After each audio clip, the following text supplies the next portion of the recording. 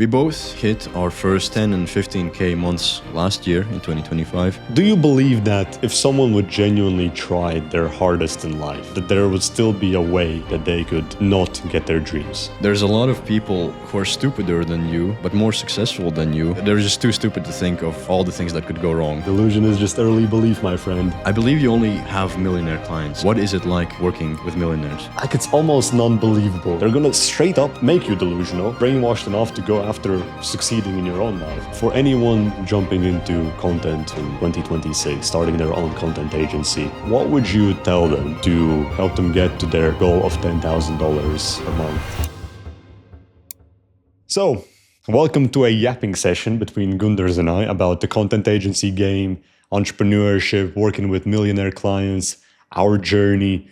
How can you get to 10K, 15K per month as a videographer and scaling it into a content agency and just giving you a lot of knowledge. So, Gunders, welcome.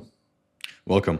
And in case you're new here, in case this is the first video of us that you're watching and you don't know who we are, we both hit our first 10 and 15K months last year in 2025 doing this content agency thing. And we got there pretty much from zero. I think you came to Dubai with 1,000 euros in your pocket. Yeah. I went broke in spring. I literally made like $0 in April probably, and I bounced back from that. So it's been a crazy ride. But nevertheless, let's get into the first question, which is, I believe you only have millionaire clients. I don't think you have a single client below $1 million net worth. What is it like working with millionaires? That's a very good question. And it's sometimes very, like, it's almost non-believable, right? Because I come from such a shitty background. Like, I didn't grow up poor. I certainly grew up in a middle-class family, but no one around me was a millionaire. Not a single person was driving fancy supercars. So seeing this lifestyle, it really just materialized itself in the past 1 year. So it doesn't yet feel real, but I'm almost living it every single day, so it kind of does feel real. So I'm stuck in this adjustment phase, because this is the thing what people don't tell you actually about becoming successful, is when you start living this kind of a lifestyle that you weren't living previously. For example, driving fast cars, like we just had a G-Wagon the other day, just for the vibes, you know, to go to Atlantis, to go to the restaurant. But when you're driving these kind of cars, when you're living in an apartment like this, when you're based in Dubai, working with high-level entrepreneurs, you almost cannot relate to everyone around you. Like 90% of the people you were previously relating with, they are so far out of the picture that you just cannot make a common ground. Like even for me with my family calls, bro, I'm trying so hard to have a common ground with my friends, my family. But when you're in this building period, you just switch your mindset to like a whole different perception that just normal topics seem uninteresting to you. Yeah. All you want to talk about is growth, entrepreneurship, making more money, and just premium experiences. Because when you grow up in a middle-class family, you are taught to not be interested in expensive things because they are expensive. They are a waste of money. Just be focused on your school, be focused on your work, and maybe have a fun hobby which is cheap. Take the safe path. Take the safe path. Yeah, exactly. Do some cheap hobby. But when you start getting interested in, for example, golfing, cars, yachts, planes, watches, that is when things become so different to how we were growing up. Because for you as well, your situation growing up was very not glamorous, I would say. It was not Can glamorous. you explain to the people what was your situation growing up? Yeah, so growing up until about the age of 15, it was okay. So I was living with my mom in a small town of about 60,000 people. We had an apartment, it was okay. But around the age of 15, she had invested many years and a lot of money into a house, because that's what the dream of her life. But due to some legal case, a certain situation that I can't go into very much detail, a certain family feud, we lost the house. And we basically ended up being kind of homeless. I had to sleep on the on the floor as like a 15-year-old kid in a shitty apartment. Yeah, so it was not glamorous when we were growing up. And Seriously, I had never heard this story, by the way. This is crazy. yeah, but something I want to add to what you're saying is like everyone's, I'm sure, in this entrepreneurship game has heard the saying, you become like the people that you're around with, the 5 closest people. And we spend a lot of time with millionaires. We spend a lot of time borrowing their lifestyle, kind of just spending time with them. They pay for everything. They pay for all the meals. we drive passenger seat in their cars. Pleasant. It's so pleasant. It's amazing. And we become like them. Like slowly we just absorb it. And we stop, we forget about the reality that we came from. We forget about Eastern Europe, which is where we're both from.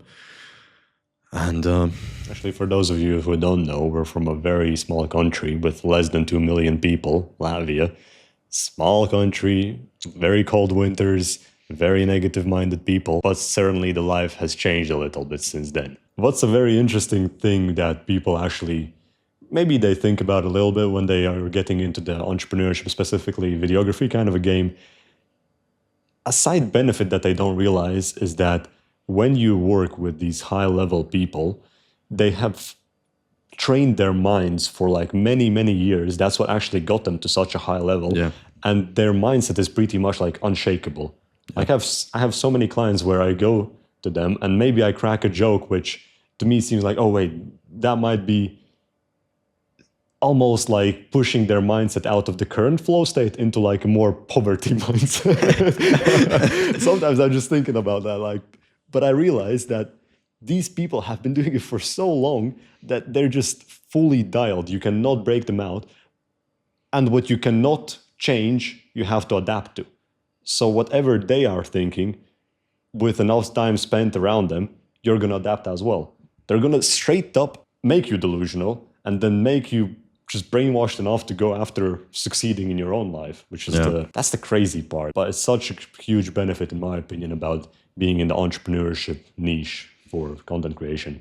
So when you're growing up in your little hometown, wherever you are, when you're hanging out with your normal friends, the people you went to school with, you don't understand how real of a thing mindset is because you have never experienced a drastically different mindset. But when you go from your small town, you come to a place like Dubai and you start hanging out with, people who have net worths in the 8 figures, not even 7 figures, like in the millions. You feel how different their mindset is. You can feel their mindset, you can touch it.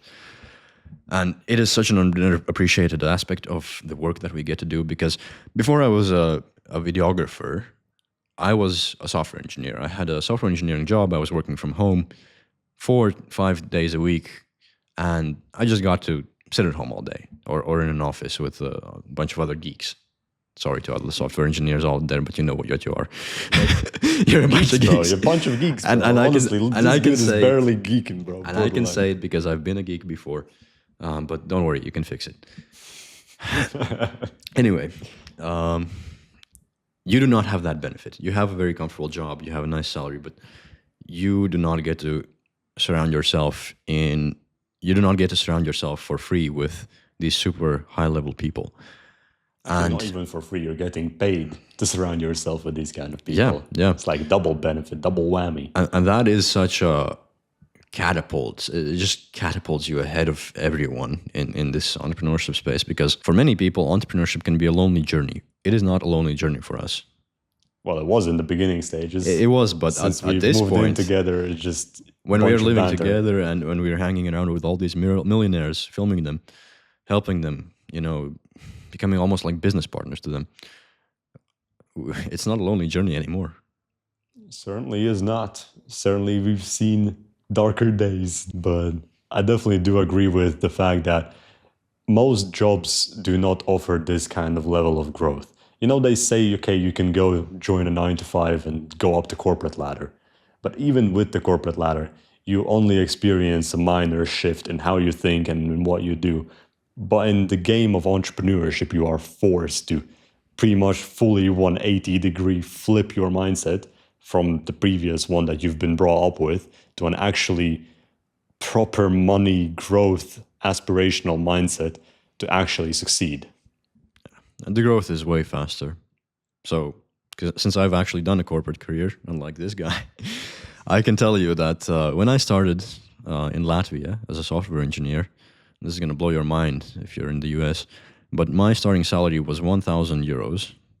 Was that like 1.3 thousand US dollars It's for about all the American 1.2 people? thousand USD. That is pathetic. Anyway, that is not the point. The point is that in 3 years of climbing the corporate ladder, I only managed to double my salary.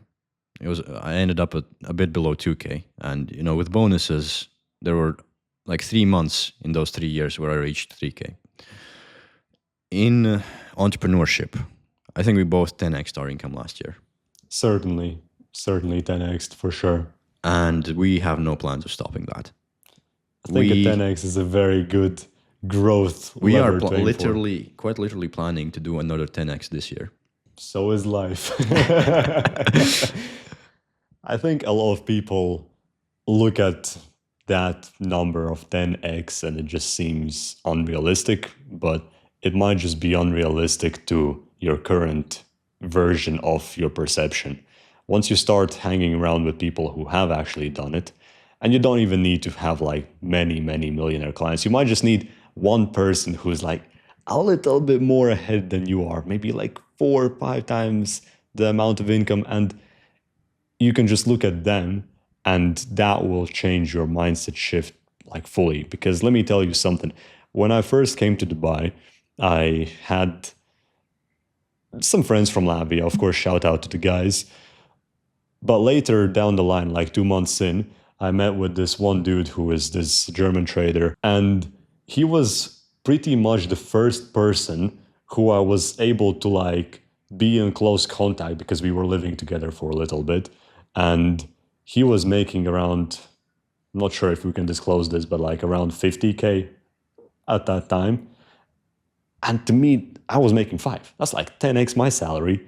He's got a Rollie and all that stuff. Like, we're going to Louis Vuitton, buying some shoes and shit. And I'm sitting there thinking, like, man, this guy, he's right here. He's not much different than me. Of course, his work ethic is elite. His mindset is elite. But it's not impossible to get to that point. You can see the path that you would have to take to get there, and it doesn't even seem like it would take that long. Yeah, definitely. Like once you have these people right in front of you, you can really tell that they are just people that have been a few steps further up ahead and a bit earlier, maybe started a bit earlier than you, which is fine. Everyone starts at their own time. But why not use this kind of an advantage when you have these people to just soak up as much information, as much energy, of course in the good way, not like drain their energy, but more like get that contagious feeling from them, and use that as leverage to scale your own business essentially later down the line. So I think that's what really kind of catapulted my mindset in the beginning, having someone to like look up at like a close geographical location, Yeah. and just learn from them as much as possible. So I think getting to a point where you are able to find someone like that is crucial. Like, for example, for you, what was your journey like? Did you have anyone that you were having in Latvia, for example, that you can ask some higher level questions to and get some guidance, like almost a borderline mentor, No, I didn't. And looking back, that was probably one of the biggest things holding me back. Probably the biggest, that I never ever had like personal mentorship. I basically always just fucked around and found out. Like watched YouTube tutorials and stuff, but there was never anyone there to call out something stupid that I was doing. It's interesting because you can look at your stage currently from your perspective and you might think, oh mate, I'm doing so well that just the world's against me, that I'm not getting the results I need. A very interesting turning point, I think, in a lot of people's journeys is when they decide to commit to something new. For me, that was in the September of 2024, just actually after coming back from the summer vacation from Latvia back to the second school year in Netherlands. Like I was studying there in the university and whatever. And at the time, there was this guy called Cambonier on YouTube. He was going crazy on making like these series about 0 to 10K dollars per month with a content agency in just 30 days. And I decided that that is my sign to start something similar. I was doing editing at the time and it was nothing special. So I decided to commit to his way of learning, right? So me and my friend, this is actually a funny story. We booked a call with his sales team. And it's these American guys, like very sales heavy. Like these guys are professionals, you know, and we're just stupid young, like European dudes, you know. Yeah. So we hop on this call and the sales guy's just giving so much game. He's like, yeah, imagine what what your life would be like when you join this course. Like, what car would you be able to drive? And he's like asking me, what would be your dream car? Oh, man. At that time, my dream car was a BMW M4. I told him straight up, bro, I want an M4 in my life. He's like, what would $5,000 right now every month do to you? Would you be able to afford that? I was like, yo, I probably would. I probably would. Bro ran the script on you. I probably wouldn't be able to afford that, to be fair. But he sold me the vision. And then he told me like, okay, let's do it. This will be 5K investment upfront and you will be able to learn. And if something goes wrong, you'll get your money back. Bro, we had no money. We had maybe like 2K to our name, but we had to figure out a way how to get into that course. So we decided to do like the nastiest payment split, which was like 1.7 thousand euros, almost like 2K dollars split up over 3 months. And like, bro, we're making like 1K, 1.5K euros at the time each. So that's borderline 70-ish% of our salary just to some sort of a course from American people who I'm not even sure if it will work or not. So we decided to commit to it. And we started out with our first call. It was with Presley. Presley's a goat. He was telling us about the game. And after the call, I'm like, okay, we got to lock in. Let's go to these car dealerships in person. So we started going to these car dealerships. And in the first day, we visited like 8 dealerships in our city, bro. We were menaces. Hustle. Nah, seriously. And like the name was getting out there that there's some guys with some cameras and gimbals going out. So just be aware, you know, they might come to your dealership as well. And we pretty much hit every single dealership. And we closed our first client from that whole side quest. It was like in our first week of joining that course, we got our investment back and even more, which was crazy because that was a first step of actually starting entrepreneurship seriously. Like, of course, freelance is cool and all before that, but having that first step, that first reality check, like, okay, you're in the deep ends now. Like, there is no turning back and leaving. That is not possible anymore. So we had to go all in. And I think what made that transition very much doable and a lot more comforting than it would be without any kind of external help is having a person that's done it multiple times over, a full team guiding you through that process. That's what like really helped me push that business up. So after that first almost like 4 months of us working together with that car company, we didn't actually sign any more car companies. Like we kept going out businesses. We even went to different cities, but we never signed another company. It was just that first company we signed in the first week of our launch. And that was it for the next like 4 months. But that was enough proof to get to the point where, okay, all in. And something called to me. I decided that I need to move to Dubai with borderline no money in my account. And yeah, it just all went uphill from then after moving to Dubai, first month of 2025. Can you tell the story of how you moved to Dubai? There were quite a lot of perils in that. Oof, the story of how, bro, this is not a lot of people actually know this story because it was rough, man. Just to bring it back a little bit, 2024 summer, just before I went back to Netherlands, I met with this one friend in Latvia who we decided to film a few videos with. Like, he's an entrepreneur, local guy. And after that, we essentially decided that, yeah, like, bro, let's work, let's sign a contract. And we were thinking like, okay, 5K contract in Latvia, that would have been crazy. But there was that idea to stay in Latvia full time. And that was lingering in my mind, like, man, should I go back to Latvia? Should I try doing something in Netherlands? But I decided to just move on with life, and if something happens, I can move back to Latvia anyways. In November 2024, he calls me. He's like, okay, bro, I want to go to Dubai. We're going to probably get some Lamborghinis, have some sick dinners, big events. Do you want to join? Oh my God, this is my opportunity. This is my golden ticket. And I was like, yeah, I'm all in, bro. Whatever, I'll do it for free. I don't care. As long as you pay for my trip, of course, but I'll do it for free. I don't care. We essentially booked this trip. It was like 2 weeks out at the end of November, beginning of December. And I was hoping, I was telling everybody like, bro, I'm going to Dubai. Like, you already know, don't talk to me nice. Talk to me nice, bro. I'm already bigger levels, you know. 3 days before the trip was supposed to happen, he sends me a nice message on WhatsApp. He's like, yo, bro, the trip is canceled. What? What do you mean the trip is canceled?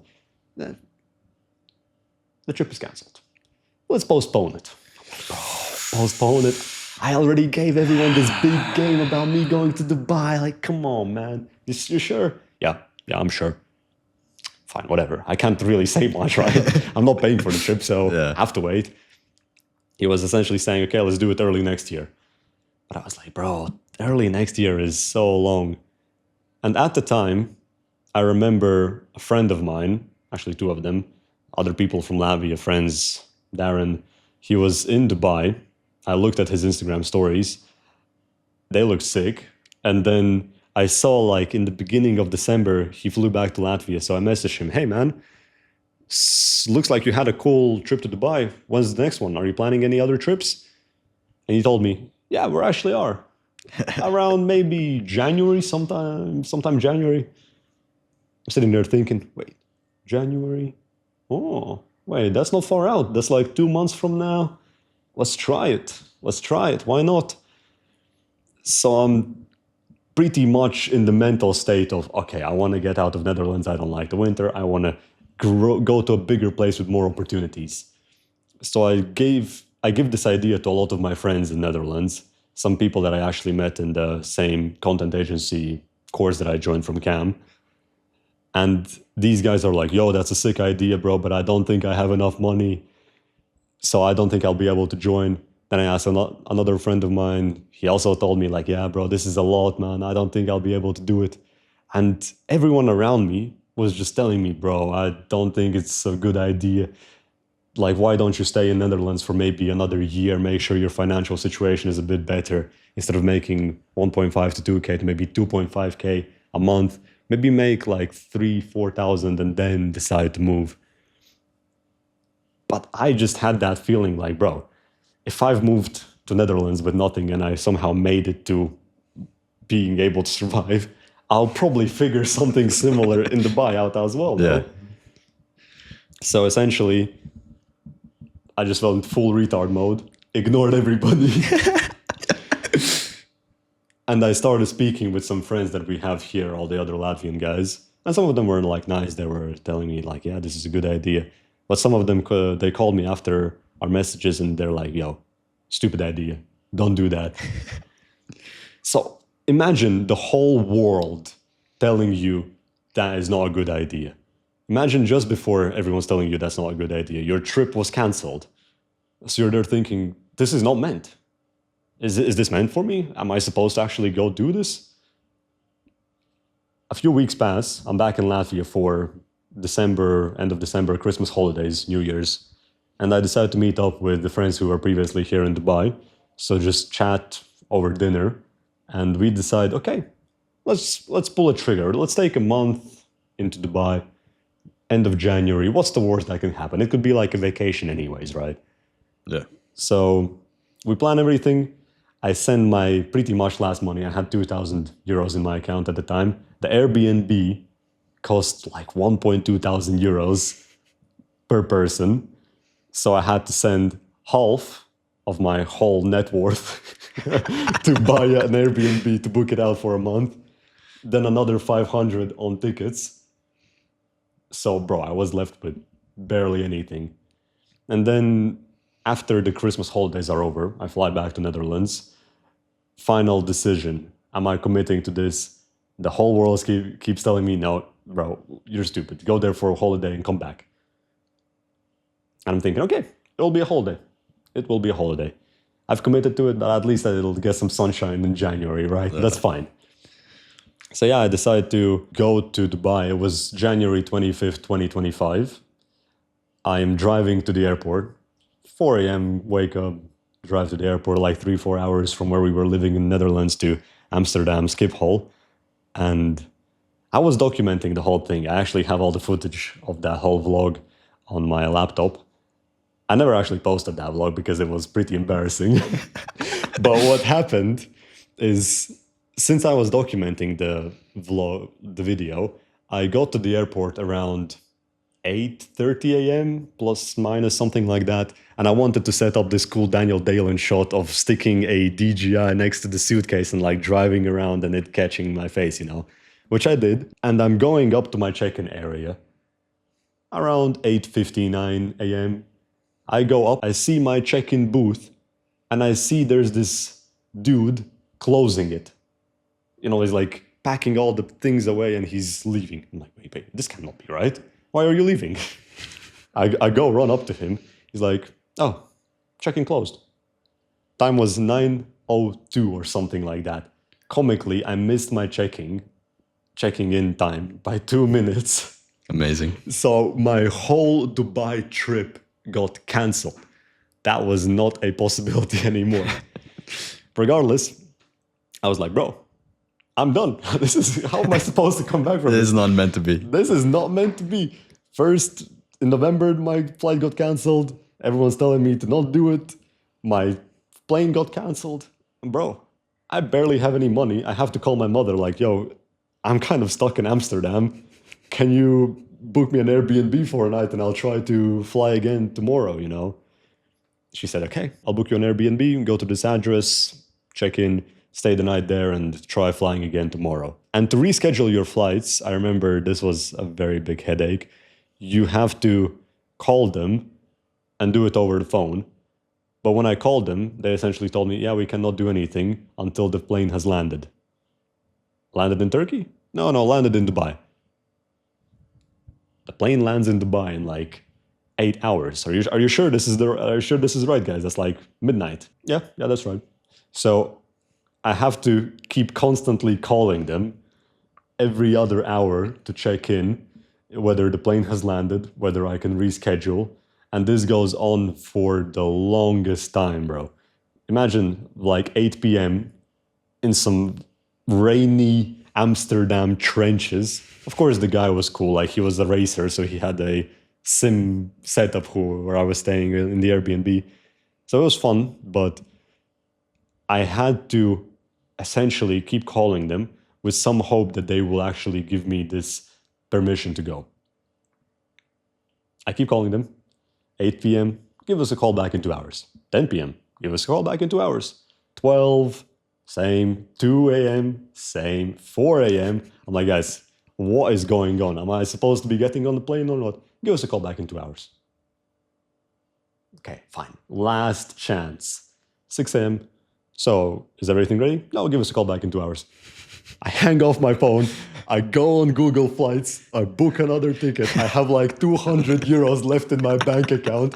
I'm like, I'm done with these guys. I am not missing my flight because, like, bro, it's 6 a.m. The flight is 9 a.m. Yeah.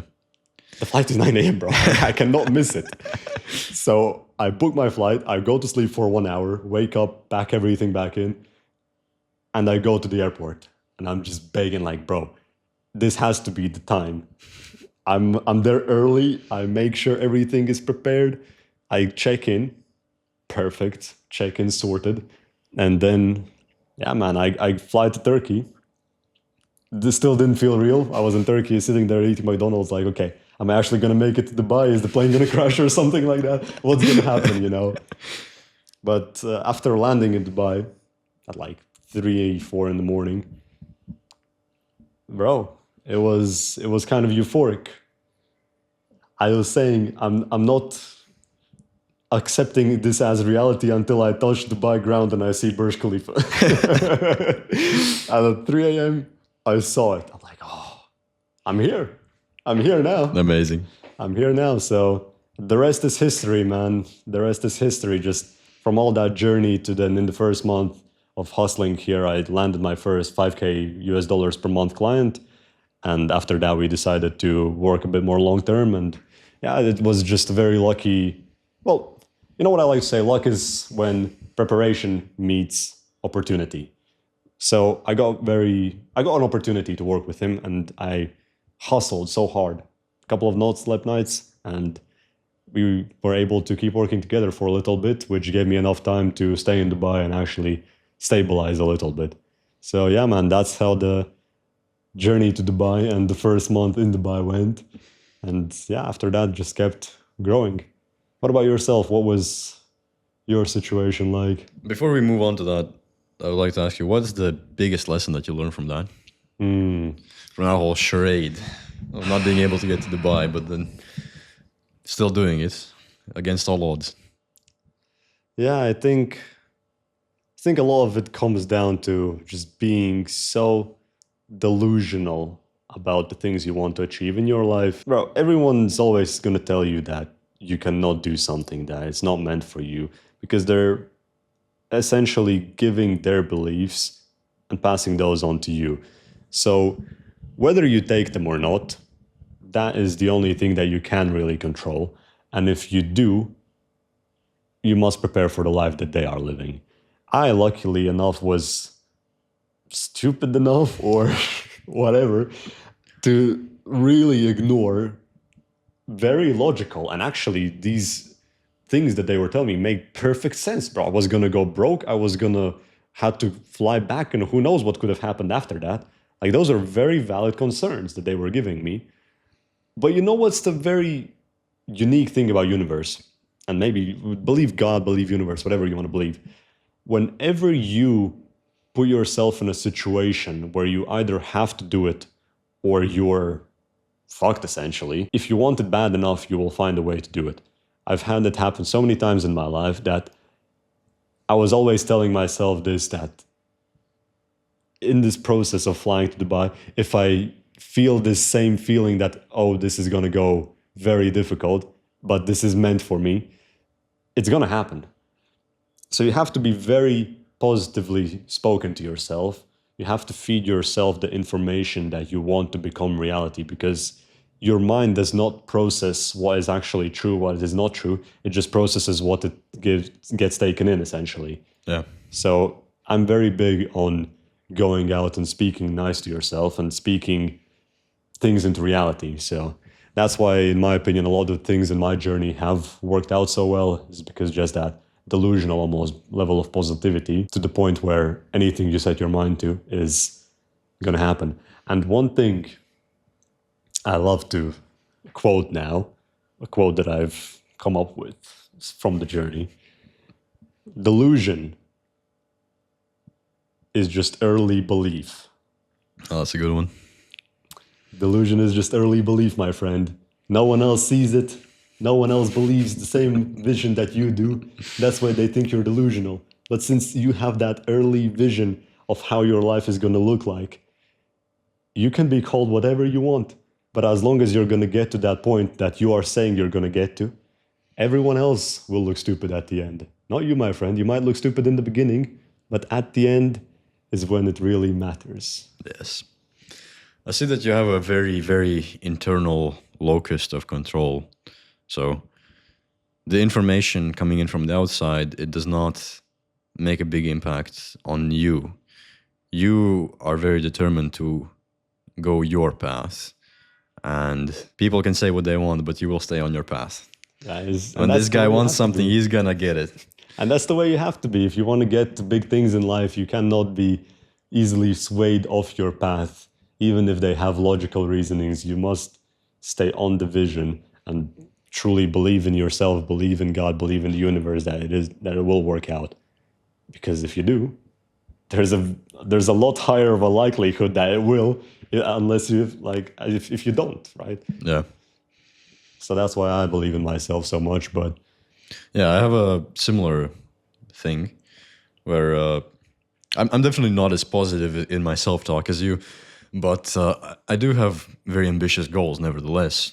And whatever goals I set, like the universe conspires to help me achieve them. It's almost like that. And whatever lessons I have to learn, I get to serve those lessons. it's a beautiful way of going about it. Yeah. In your journey, I have, in fact, seen a lot of improvement since we have been hanging around. So we first met in Dubai, you were very, I don't want to say negative about your situation, but it certainly wasn't a beautiful situation. So I'm not surprised it was quite low vibrational frequency from your side. It was a bit of a shit show when we met up. So I came to Dubai before this guy, actually, like a couple months. So I landed here in late November of 2024. And by the time he came in, I'd been here around 2 months, and the tourist visa here is 3 months. So I had only 1 month left on that tourist visa, but I had much more experience here in Dubai. But my situation was not looking good. Unlike this guy, I had come here with a decent bit of money. I had still some good savings from my software engineering days, but those savings were running out fast. And I was, at that time, I was stuck working for a very shitty agency who basically made me work 12 hours a day for 6 days a week for what was 6,500 dirhams a month. Holy fuck, 6,500 dirhams. The first client that you closed was like 20,000 dirhams. That was 20,000 dirhams. That's one client. That's a like freelance agency type deal. Oh my. And I had a full-time job, fucking 12 by 6. Yeah. For 6.5k dirham. To our American audience, how much is 6,500 dirham to dollars? Yeah, I think it's probably around 1.7. Which is kind of crazy. I mean, you had that situation when you were first in Dubai, but for some people, things don't work out as well as for others, and you had to switch your path a little bit. Yeah. So what was the story with that? It did not work out very well. Even though I was like living in a hostel and eating eggs all day, because I couldn't afford to eat meat and steaks and things like that we take for granted these days. My money ran out, basically. And so did my tourist visa. The agency that I was working for had basically promised that they would get me an Emirates ID, which is a little bit expensive. It's like $2,000, maybe $3,000. They would have given it to me as an employee, and they had used this reasoning, oh, the Emirates ID is expensive, so we can't pay you as much. So the only reason I had accepted that low of a pay was because, okay, I'm going to let these guys save up so they can get me an Emirates ID, which is pretty goofy line of thinking, but nevertheless, I bought in because I just was so in love with Dubai. I saw the opportunities here. It's such an amazing environment, so inspiring. I was willing to do anything to stay here. So time runs out. They have not gotten me the Emirates ID. And I have to fly back to Latvia because I do not want to overstay my my tourist visa because, you know, what if I overstay it and then I have problems getting back in? I wasn't willing to take that risk. So I needed to get out of here while they supposedly were going to sort out the Emirates ID. Now, the initial timeline they gave me was 10 days. I would have the Emirates ID and I would be back in 10 days, back to Dubai. And I remember a very specific line from the owner of the agency. So the owner said that mountains would move for me to get that Emirates ID. The fuck does that even mean? Basically, there was a lot of determination to get that Emirates ID for me, supposedly, that they would do anything to get it for me. So, come back to Latvia. And I've not been paid for the last month of my work. So that shitty salary, I didn't even get it. So I've come back to Latvia, and right before then, I finally moved out of the hostel after meeting up with this guy. We met some Norwegian guys, got an apartment with them. These were much more expensive apartments than a shitty hostel, and of course it was nice, but that took a toll on my finances. And I had before then also made some not so wise gear purchases. I had invested a lot of money into gear, assuming that I would have finally a steady cash flow after about a year of not making any money and just living on my savings. But yeah, so I was basically out of cash. Came back to Latvia, had to move back into my parents. So they had two apartments, basically the one they were living in, and then on the second floor there was another apartment which we used as a warehouse basically for their business. So it was very cramped. There was a lot of boxes everywhere. It was also very cold because this is like late February, early March. And that place was not very well insulated. It was pretty fucking cold. So I had to come back to that shitty apartment after all this amazing time in Dubai. And every day I'm just thinking, are they going to get me that Emirates ID? I had very, very big suspicions, despite all their assurances, that they would not get me an Emirates ID and that they would not pay me. This ended up being true. And my parents were not that supportive of me at this time. My mom was not very supportive of me, so she was not going to give me any money, in short. So basically, I ended up having to sell some old gear, a lot of cameras and lenses and stuff like that I had hoarded and acquired during my software engineering days, where I had a steady flow of money to dump into, my little photography hobby. So I had to sell those to buy food anyway. It was fine. It was okay. I didn't make very much money in the first month, or maybe even the first 2 months back in Latvia, apart from selling the gear. But I was determined to not repeat my mistakes in Dubai again. I was determined to get back to Dubai, basically for the next season. I would skip the summer because the summer is quieter in Dubai, but I would come back in September. So I had to start making money, start saving up, and basically build up my agency from scratch to learn all the fundamentals that I had ignored in Dubai, to actually get my own clients for the first time in my life, sign those first retainers, start actually getting something decent in terms of money going for myself, and also put away a large part of that so I can save up for Dubai. Things went surprisingly well because, as I said, when you want something, when you're determined to get it, the universe conspires to give it to you. And I ended up doing outreach, not even that much outreach, and I ended up landing a client, which was far from a perfect client. He was a decently famous musician in Latvia.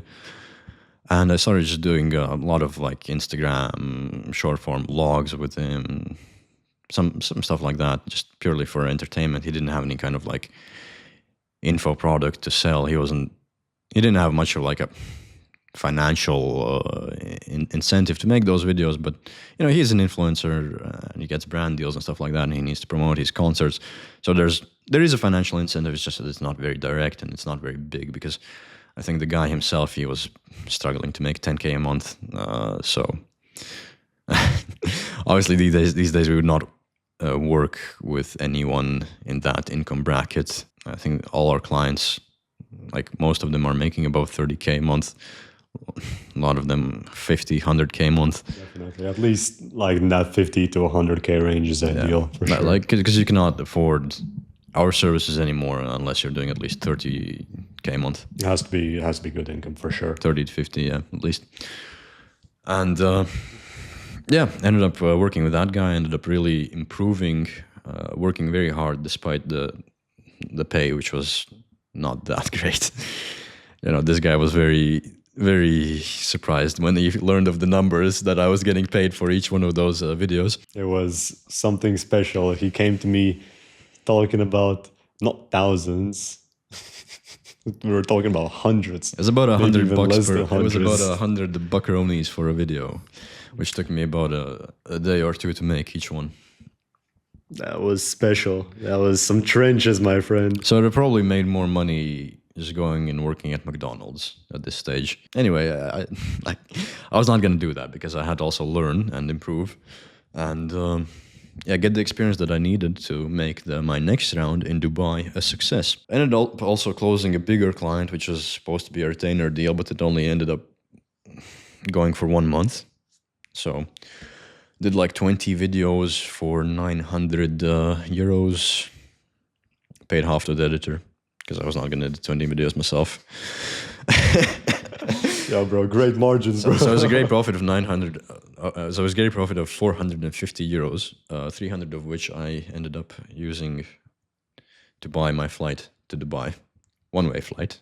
I wasn't buying no two-way tickets. That's fine. I was determined to make this work. That's another point that we should mention, that when you give yourself a back-out plan, there's a very good likelihood that you will take the back-out plan. I believe actually in the beginning when I was coming to Dubai, I also booked a one-way flight with the idea that after a month I'll book a second way back. I do not know of any success stories like these rags to riches success stories in Dubai about people who booked two-way flights. Yeah, I mean, some people, you guys have to realize that when it's gonna get tough, because it will get tough, this entrepreneurship journey is not supposed to be easy. It's not supposed to be just beginner friendly without putting in amounts, like pretty insane amounts of just time, raw hours of work. When it will get tough, a lot of the easiest things to do will be to just quit. If you have a flight back home where there's comfortable income, you have some friends, you have a nice apartment maybe, you will fold. It's unfortunately the way it goes.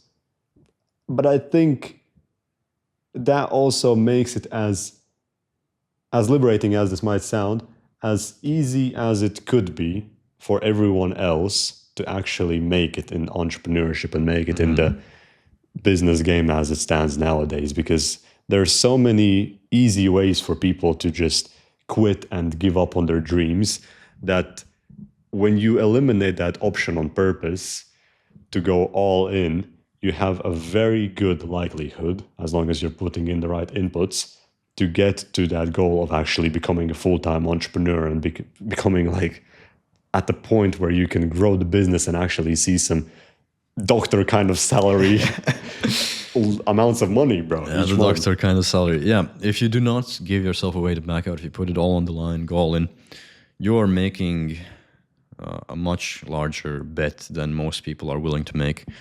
And it's going to be hard for them to compete with that. And a lot of people feel uncomfortable when they do not have a way to back out, when their back is against the wall. That discomfort is it's necessary. It's necessary because it's going to force you to do the things that must be done that you would otherwise not have done if you had a way to back out. People don't realize how simple life actually is, how simple entrepreneurship really could be. All you have to do is be delusional enough to commit to something fully, commit to that, eliminate all the back out options, go at it, grind, just take your spoon and dig up the wall to escape the prison, and just commit to it for such an extended period of time where it would be stupid for the universe, for the world to not give you the outcome that you're looking to get out of it. This is the Alex Ramosi idea. Do so much volume that it would be unreasonable for you to fail. Do you believe that if someone would genuinely try their hardest in life, that there would still be a way that they could not get their dreams? Not as long as they are able-bodied and able-minded. I believe if you try your best in life, even if you are not maybe the smartest person, even if you are semi-retarded in the head, as long as you try your best and you always try to iterate and learn, soak in information, there is no physical possibility for you to fail. As long as you give the inputs, you're going to get the outputs. Yeah, I've heard this such a funny line. There's a lot of people who are stupider than you, but more successful than you, because they're just too stupid to think of all the things that could go wrong. So, and they just went for it. Because what you really need is not to be smart. What you really need is to gain experience, a lot of it, very fast. Repetitions, it's iterations. So it's the thing from the Silicon Valley startup world. You want to fail fast and you want to fail often, because that is how you learn as much as possible, as fast as possible. You want to get those iterations up. It doesn't really matter if you're super smart or you're pretty stupid, or if you have a good starting point or not. It's just about getting as many iterations in as possible. And that's the beauty of life when you've gamified it to where you have iterations, where you have inputs. All you have to do is check off these inputs, and there is a very high likelihood that you will get the outcome. It makes it a lot more liberating that you will actually get to that goal. It's no more guessing. It's actually, I need to do this.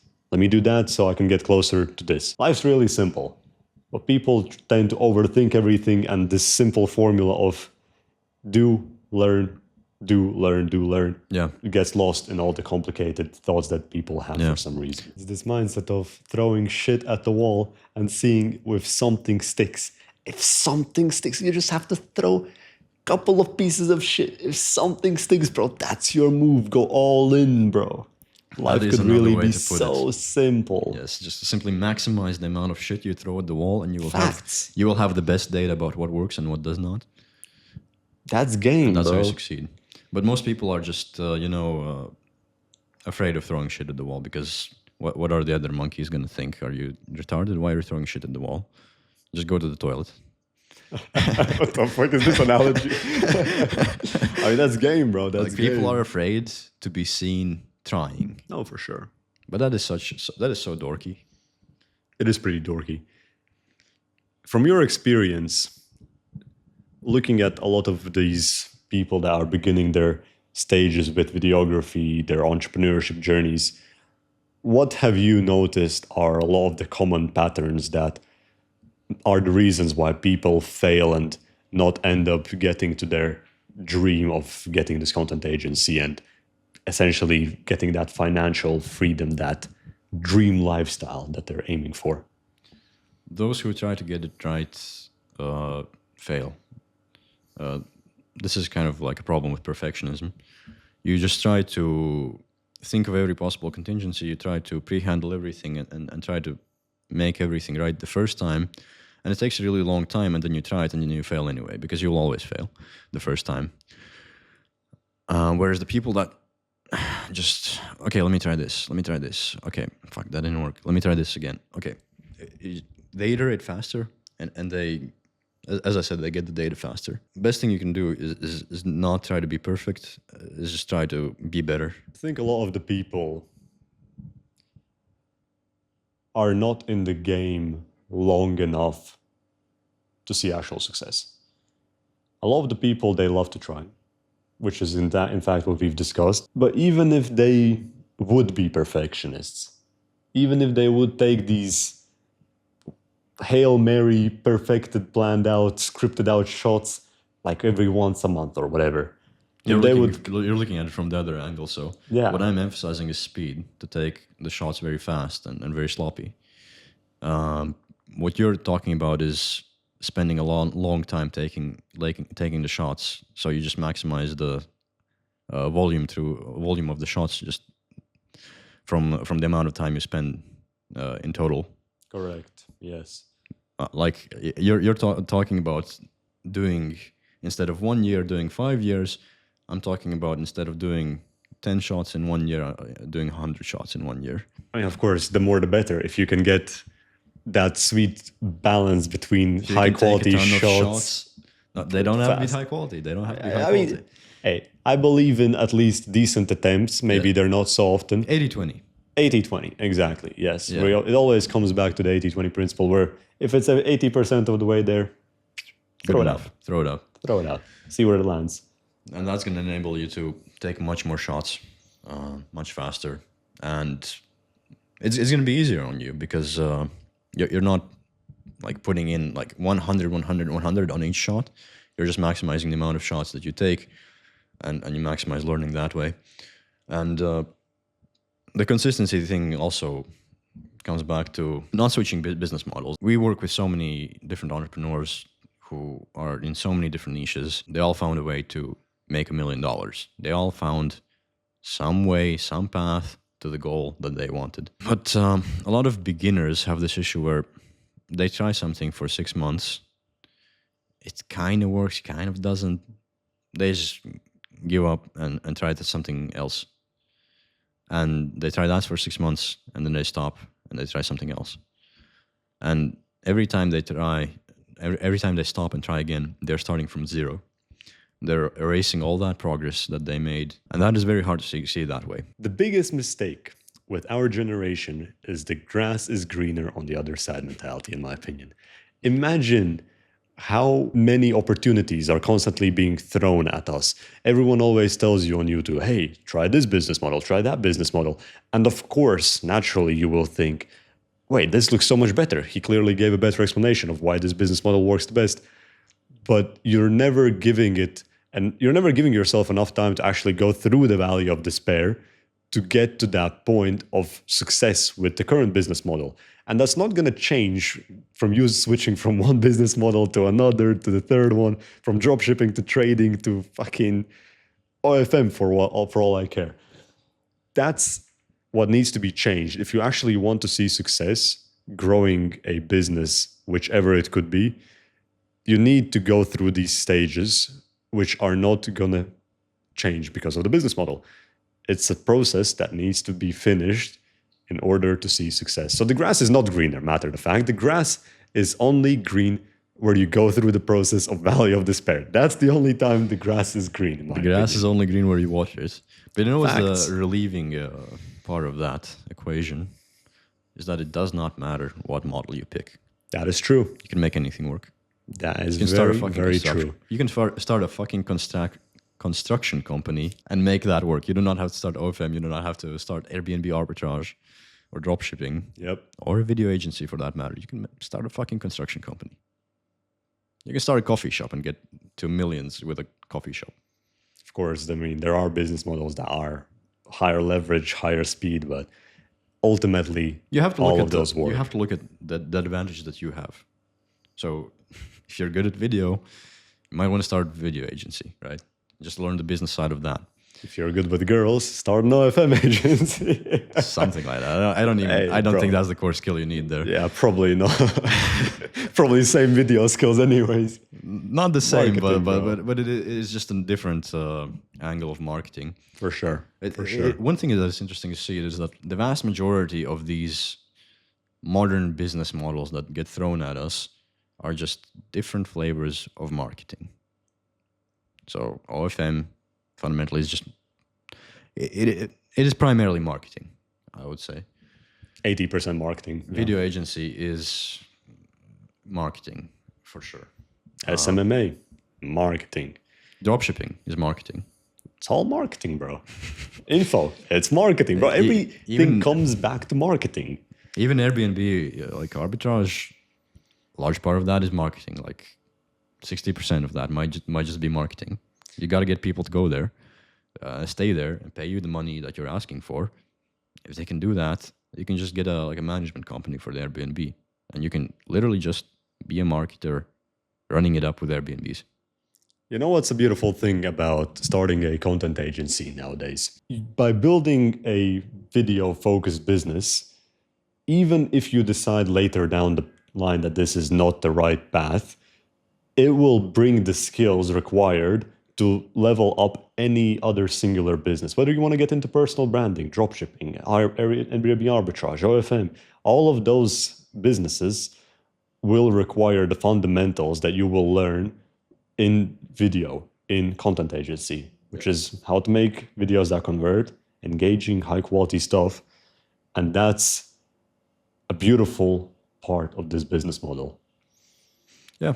Another thing that helps is, let's say you were to compare our business model to a construction company, you might find that we have a slightly lower barrier to entry. That is true. That's great if you're a beginner. That's an advantage for you. It's It's a problem for us because there's a lot of beginners coming in and competing with us. Is it direct competition, or is it at the lower stages there's a lot of people, but for some reason the higher stages of content agency game still have so many people just flopping themselves at them. There's so many clients coming to you and asking for work that it makes you wonder, what is everybody else down there doing? That is true. Perhaps they all gave up 6 months in. Perhaps they all gave up 6 months in. But it's true. Perhaps. It's true. Like the clients that we work with, they are having such a hard time finding qualified people to do the job. That is why you can ask good prices. If there's demand, the price needs to go up naturally. The price needs to go high. Yeah. But I think a lot of that comes to the mindset shift that a lot of people come into content with. Because if a person has come from a videography background, they will want to think pretty videos, highest quality stuff. This is a game of throwing shit at the wall. This is not a game of waiting long and having perfect videos. The reason why a lot of content agencies don't actually make it to the top is because they never end up developing that business mindset of, I need to run this as a marketing agency instead of just a pretty video agency. That's why our agencies are in such high demand compared to anyone else that is just starting this out. That's the main shift, because we focus on getting clients ROI, not just focus on making them pretty videos, because that is ultimately not what the business owner cares about. All they do really care about is just getting more money for the dollar that they put into this investment. Just turning $1 into $2, into $4, that's a pretty good ratio. If your client can spend $1 with you and they track that $1, track it. That's very important, that they can track that $1 that they spent with you into $4 coming into their pockets later down the line. That is very good ROI. You can ask for a lot of money if you can do that. You have to be willing to adapt to what the market demands. And the market, unfortunately, does not demand pretty videos. Of course, some clients might find it as a bonus, but the ultimate demand is money. Everyone's in the game for money, not pretty videos. The biggest reason for pretty videos is just brand perception. It's not exactly ROI. It's just the brand perception that is required. But the reason why a lot of videographers who are starting out emphasize quality over things that are generally much more important, such as speed and consistency, the reason why they emphasize that so much is because they're coming from a hobbyist background.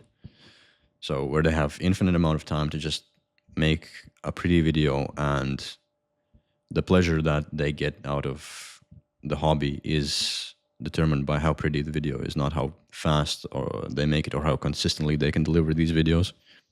I love the point you mentioned about pleasure from videos, because when people start out, this is a really fun thing to do, make videos.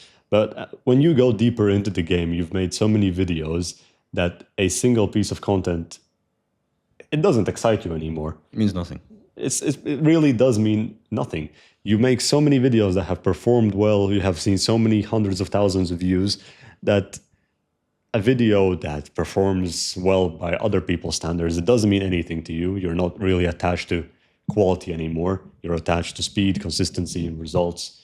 And you really stop thinking naturally as a artist. That artistry soul kind of dies, yes. And you just go into how to make money. You naturally become an operator who's just there building out systems, engines that can deliver content on demand, large amounts of it consistently and fast. And that's what you care about. You fall in love with the business side of it, these systems, the system building, and that's what consumes your creativity. The videos become more of a formula that you just execute again and again and again, and it just works. I think that's a very good way of putting it. I want to finish this off with an idea to the people. For anyone jumping into content in 2026, starting their own content agency, maybe they have a videography background, maybe they have some experience with some local video shoots, photo shoots, maybe a bit of client work, a couple thousand maybe coming in every other month. What would you tell them to help them grow, help them get to their, let's say, a goal of $10,000 per month this year. It goes back to the speed of iterations and staying in the game long enough to see success. You're going to have competition. You're going to have other videographers you're going to be competing with. You're going to have other agency owners.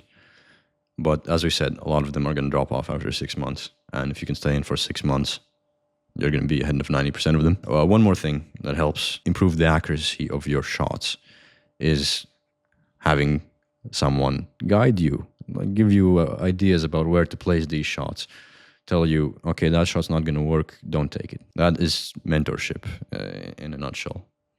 The biggest cheat code to business is doing what other people have done with success and learning directly from them. There are no shortcuts, but but mentorship does help. It does help. It does speed up the journey. For sure. And even if it's our mentorship, anyone else's mentorship, you guys have to be smart enough to realize that it will be a lot easier to have someone that's experienced tell you what to do rather than trying yourself for a certain amounts of periods of time to just maybe see results. It's a lot easier to just get a person to fully guide you. Don't worry about what is the next move. Just ask, figure out, and go along the way. So whether you decide to go and, for example, learn from us or any other person, you need to do this. I would not be here if I wouldn't put stupid amounts of money into mentorships. I think in my journey, at least now, I've spent around $15,000 in the past year and a half into mentorships. So it's one of those things which I truly believe by. I live by learning from other people that are further up in the game. So you might as well leverage their knowledge. Personally, I have only once in my life spent a significant amount of money on mentorship because I kind of lack the confidence to really invest in myself like that for some reason. But a big reason of why I am here today where I am is this guy and learning from this guy and all the help and guidance that he gave me, all the mindset that I absorbed from him. Yeah, that's why it has taken me so long. You know, I started video photo work at 16, and it has been this super messy path to arrive to where I am at today. I was a software engineer for 3 years, got burnt out in that, then came back around, but still never believed that I could make money with this until I came to Dubai, and it was impossible to deny that I can make huge amounts of money. And it's not even about Dubai, it's just in Dubai it's so obvious. But if I were to go back to my home country today, I would still be ridiculously successful there because, like, I know the things that I know today. I have the business knowledge, the systems thinking, and all these limiting beliefs that have been broken in me by Dubai, by this guy, by absorbing this guy's mindset. It took a long time for me to figure all this out myself, and even then I did not figure it all out myself. So get some help. It's not a bad thing to ask for help. For me, it's always been hard to ask for help because, again, maybe like confidence issues or something like that. Like I just want to prove to everyone that I can get it right on my own, get it right the first time. But that's not how it works. And if you can humble yourself to ask for help, that is going to go a long way for you. And on that beautiful note, that is the end of today's episode. Hopefully you guys were able to get some amazing learnings from our talking here, and let alone not only get some learnings, but actually figure out some steps that you need to take, because life really is as simple as getting information and applying it without overthinking. So thank you guys for watching. Like and subscribe to the channel, and we'll see you in the next video. Ciao.